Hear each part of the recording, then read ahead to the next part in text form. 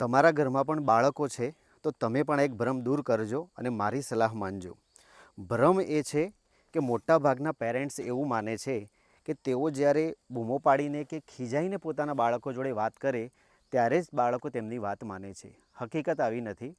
તમે જ્યારે બૂમો પાડીને વાત કરો છો ત્યારે શબ્દો તમારા એના કાન સુધી તો પહોંચે છે, પણ તે વાત માનશે તે જરૂરી નથી. એના બદલામાં તમે એને પ્રેમથી શાંતિથી કહેશો તો એ કામ કરવા માટે મજબૂર થશે. એના માટે તમારે થોડી ધીરજ રાખવી પડશે. અને સલાહ મારી એ છે કે તમે દરેક વાતમાં એને ચોઈસ આપો.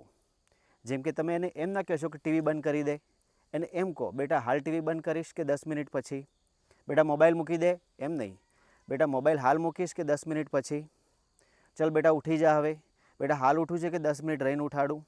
આ રીતે કહેશો તો એને પોતાને અંદરથી પોતાની ચોઈસ મળી છે એવી ફિલિંગ આવે છે. તમારે જેટલો સમય આપ્યો હોય એટલો સમય રાહ જોવાની છે. પછી તમે જ એને કહેશો કે આપણે જેટલો સમય આપ્યો તેટલો સમય પૂરો થઈ ગયો. આ વસ્તુ કન્ટિન્યુઅસ લોંગ ટાઈમ કરશો તો 100% બિના કોઈ ચીક તમારા બાળકો તમારી વાત માનતા થઈ જશે.